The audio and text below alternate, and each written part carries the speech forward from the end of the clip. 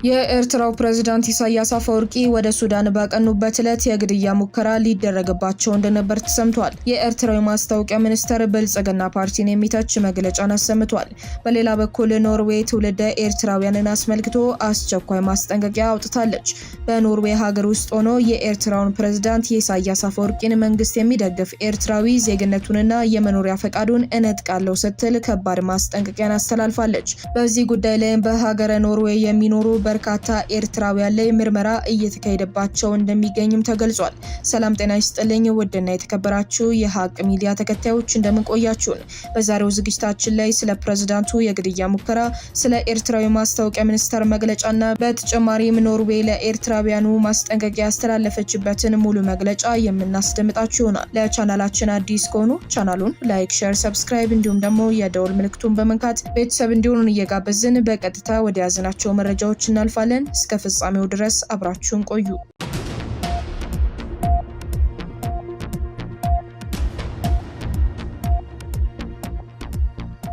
ኖርዌይ ኤርትራን በሚመለከት አስቸኳይ ማሳሰቢያ ያወጣች ሲሆን ኖርዌይ ባወጣችው መግለጫም የኤርትራን መንግስት የሚደግፉ ትውልደ ኤርትራውያንን የሰጧቸውን ዜግነት እነጥቃለሁ ስትል ተደምጣለች።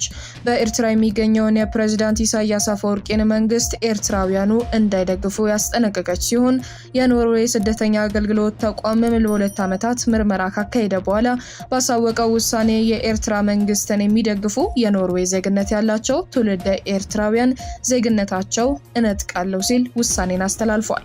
የኖርዌይ ዜግነት የተሰጣቸው ኤርትራውያኑ ለኤርትራ መንግስት ድጋፍ ይሰጣሉ ያለው 5 አባላት ያሉት መርማሪው ኮሚቴ ሲሆን 135 ኤርትራውያን ላይ ምርመራ እያደረገ እንደሚገኝም ገልጿል። በተለይም በማህበራዊ ሚዲያ ላይ የሚጽፉትንና እንዲሁም ሌሎች ሰዎችም ስለነሱ የሚናገሩትን ተከታትሎ መመዝገቡንም አክሎ ገልጿል። ምርመራ ተደረገባቸው የተባሉት 135ቱ ኤርትራውያን የኖርዌይ ዜግነት የተሰጣቸው ሲሆን ላለፉት 8 ዓመታትም በአገሪቱ እንደኖሩ ታውቋል። እስካሁን ድረስም 20 ሰዎች መኖሪያ ፈቃዳቸው መነጠቃቸው የተገለጸ ሲሆን ሌሎች 30 ኤርትራውያን ጉዳይ ደግሞ በምርመራ ላይ እንደሚገኝም ተነግሯል።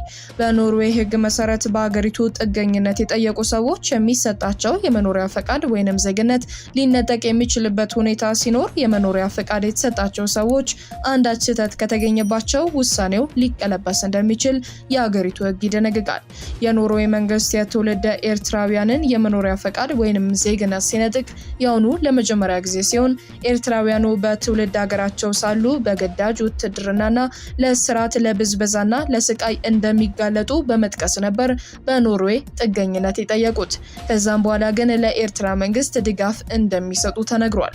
የኖርዌይ የስደተኞች አገልግሎት ተቋም እንዳስታወቀውም ከኤርትራ የመጡት ስደተኞች ለኖርዌይ መንግስት የገለጿቸው የግዳጅ ውትድርናና የሰብአዊ መብት ጥሰት ተፈጽሞብናል ካሉ በኋላ ነገር ግን ተመልሰው ያንኑ መንግስት ይደግፋሉ። ይህ ደግሞ ትክክለኛ ነገር አይደለም ሲል አስታውቋል።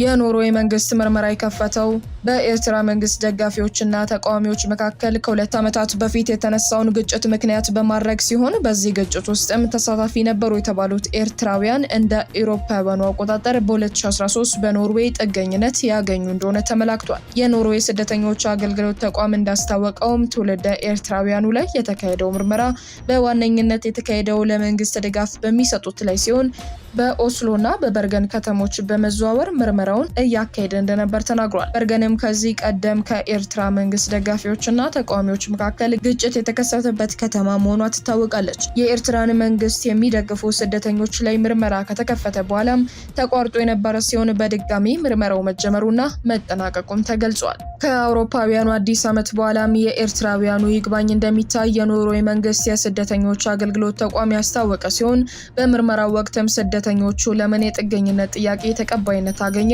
ለምን የሸሹትን መንግስት መልሰው ይደግፋሉ፣ ጥገኝነት ሲጠይቁ ጨቋኝ ነው ላሉት መንግስት መልሰው ከደገፉ እነዚህ ጉዳዮች መልሰው መታየት እንዳለባቸው ተቋሙ ገልጿል። መርማሪ ቡድኑ ከማህበራዊ ሚዲያ ጽሁፎች በተጨማሪም ኖርዌይ ከሚኖሩ የኤርትራን መንግስት ከሚቃወሙ ትውልደ ኤርትራውያንም ጥቆማ እንደደረሰውም ጭምር ገልጿል። ለጥገኝነት ጥያቄ የተሳሳተ መረጃ ያቀረቡ ስደተኞች መኖሪያ ፈቃድ እንዲሁም ዜግነታቸው በሙሉ እንደሚሰረዝም አስታውቋል። ወደ እስራኤል በህገወጥ መልኩ የገባና ከዚህ ቀደም የኤርትራን መንግስት በመደገፍ ይታወቃል የተባለ ኤርትራዊው ባለፈው ወር ወደ ኤርትራ መባረሩን የእስራኤል መገናኛ ብዙሃን መዘገባቸው ይታወሳል። እስራኤልም የኤርትራ ዜግነት ያለውና የመንግስት ደጋፊ የሆነ ግለሰብ ከሀገሯ ስታባር ለመጀመሪያ ጊዜ እንደነበረ መዘገቡ ይታወሳል። የአንድ ወንድ ልጅ የነበረው ኤርትራዊም ወደ እስራኤል የገባው እንደ አውሮፓውያኑ አቆጣጠር በ2011 ሲሆን ላለፉት 14 ዓመታት የኖረው ይህ ግለሰብ በእስራኤል መዲና ቴል አቪቭ በኤርትራውያን መካከል ተከሰተ በተባለ ግጭት እስራኤላውያን ፖሊስን ጨምሮ 150 ሰዎች መጎዳታቸው የሚታወስ ነው። የኤርትራ መንግስትም ደጋፊዎችና ተቃዋሚዎች ጎራ ለይተው በተሳተፉበት በዚህ ግጭት ላይ 11 ሰዎች በጥይት እንደተመቱ የተነገረ ሲሆን እንደ አውሮፓውያኑ አቆጣጠር በ2024 በተነሳው ግጭትም 2 ሰዎች ሲገደሉ 8 ሰዎች ክፉኛ መጎዳታቸው መዘገቡ ይታወሳል።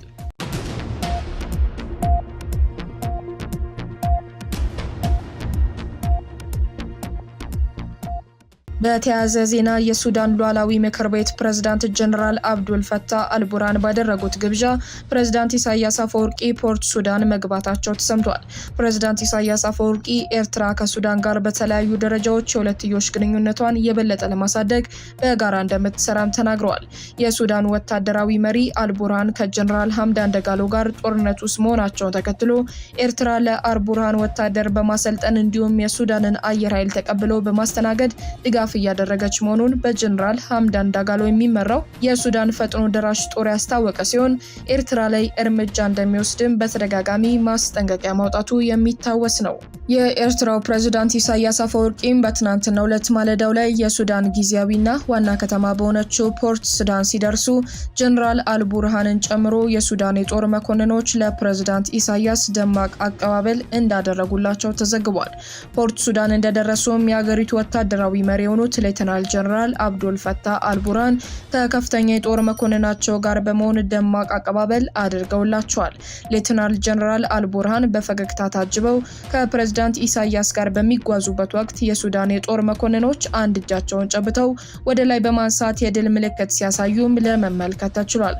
ፕሬዝዳንት ኢሳያስ ወደ ሱዳን የተጓዙት አገሪቱ ወሳኝ ሁኔታ ውስጥ ባለችበት ወቅት ሲሆን ፕሬዝዳንት ትራምፕ በሱዳን ተኩስ አቁም እንዲደረግ አዲስ ጥረት እንደሚያደርጉ ባስታወቁበት ማግስትም እንደሆነ ተዘግቧል።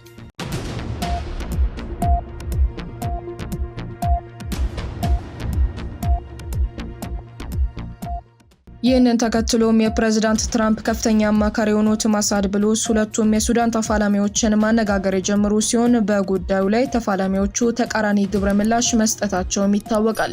በሱዳን ሰላም ለማምጣት በሚል በአራቱ ሀገራት ማለትም በአሜሪካ፣ በግብጽ፣ ሳውዲ አረቢያና ዩናይትድ ኤምሬትስ የተቀረጸው የተኩስ አቁም ምክረ ሀሳብ ተግባራዊ እንዲሆን አሜሪካ ፍላጎት እንዳላት የተገለጸ ሲሆን ማሳድ ብሉስም ይህንን ለሁለቱ ተፋላሚዎች በግልጽ አሳውቀዋል። ነገር ግን በሌተናል ጀነራል አልቡርሃን የሚመራው ወታደራዊ መንግስት ይህንን እቅድ እንደማይቀበል በይፋ መግለጹ የሚታወቅ ነው። በተጨማሪም አልቡርሃን በትራምፕ አማካሪ ላይ ያላቸውን ቅሬታ በአደባባይ ያስታወቁ ሲሆን ይህ በእንዲህ እንዳለም ተቀናቃኙ የፈጥኖ ደራሽ ኃይሉ ደግሞ የአሜሪካን ጥሪ በመቀበል የተናጠል የ3 ወር ተኩስ አቁም ማወጁን ይፋ አድርጓል። ነገር ግን አሁንም ጦርነቱ እንደቀጠለ ይገኛል። ሱዳን በእነዚህ ወሳኝ ሁኔታዎች በተከበበችበት ወቅትም በትናንትናው ዕለት ፕሬዝዳንት ኢሳያስ ወደዚያው ሲያቀኑ በጀነራል አልቡርሃን ደማቅ አቀባበል አጋጥሟቸዋል። ከዚሁ ጋር ተያይዞም የኤርትራው ፕሬዝዳንት ኢሳያስ አፈወርቂ በሱዳን ወታደራዊ መሪ አልቡርሃን ግብዣ በትናንትናው ዕለት ወደ ፖርት ሱዳን ባቀኑበት ወቅት በቦምብ የግድያ ሙከራ እንደተደረገባቸው፣ ጠባቂዎቻቸው እንደተጎዱ ሱዳን ትሪቡን የተባለ ሚዲያ ዘግቧል በሚል አንዳንድ ኢትዮጵያውያን በማህበራዊ ሚዲያቸው እያጋሩ ቢሆንም መረጃው ፍጹም የተሳሳተና ሱዳን ትሪቡን የተባለው የሱዳን የመረጃ ምንጭም ይህንን አይነት ዘገባ እንዳልሰራ ለማወቅ ተችሏል።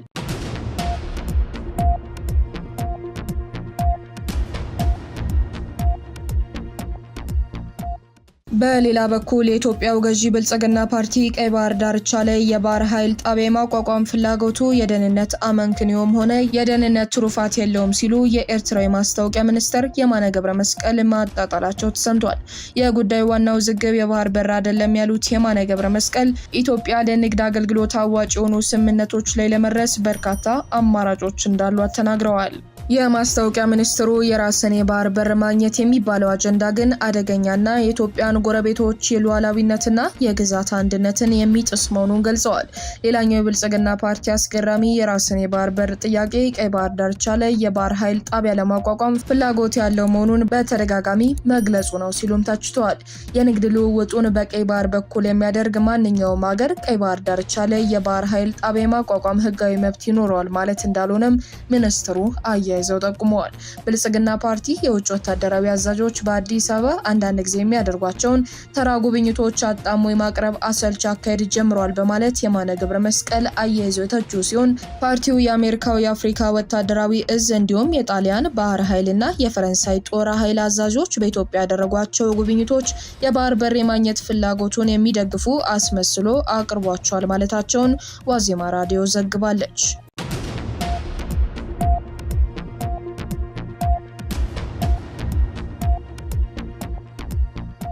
በሌላ መረጃ አየር ኃይል የተመሰረተበትን 9ኛ ዓመት ምክንያት በማድረግ ከፍተኛ ዝግጅት የተደረገበት የአየር ላይ ትርኢት እንደሚካሄድ የአየር ኃይል ዋና አዛዡ ሌተናል ጀነራል ይልማ መርዳሳ አስታውቀዋል። የኢትዮጵያ አየር ኃይል 9ኛ ዓመት የምስረታ በዓልን በማስመልከት የ10 ኪሎ ሜትር የጎዳና ላይ ሩጫ በቢሾፍቱ ከተማ የተካሄደ ሲሆን የጎዳና ላይ ሩጫው ለአየር ኃይል እድገት በሙሉ አቅሜ እሮጣለሁ በሚል ሀሳብ መካሄዱም ተሰምቷል። ሌተናል ጀነራል ይልማ መርዳሳ በዚህ ወቅት የ10 ኪሎ ሜትር የጎዳና ላይ ሩጫው በድምቀት እንዲካሄድ አስተዋጽኦ ላበረከቱት አካላት በሙሉ ምስጋናን አቅርበዋል። ኢትዮጵያ የሰው ዘር መገኛ፣ ቅኝ ያልተገዛ ሕዝብ እንዲሁም ተስማሚ የአየር ንብረት ያላት ሀገር ናት ሲሉም አውስተዋል። የቢሾፍቱ ከተማ 24 ሰዓት በልማት ላይ እንደምትገኝ ጠቁመው ከተማዋና አየር ኃይሉ በእጅጉ የተቆራኙ መሆናቸውንም አስተዋል። የጎዳና ሩጫው የአየር ኃይል የተመሰረተበትን 9ኛ ዓመት ምክንያት በማድረግ መከናወኑንም ጠቅሰው በቀጣይም ከፍተኛ ዝግጅት የተደረገበት የአየር ላይ ትርኢት እንደሚካሄድም አመላክተዋል። በተጨማሪም የተለያዩ ሀገራት አየር ኃይል አዛዦች ኮንፈረንስ እንዲሁም የአቪዬሽን ኤክስፖ የምስረታ በዓሉ አንዱ አካል መሆኑን አስረድተዋል።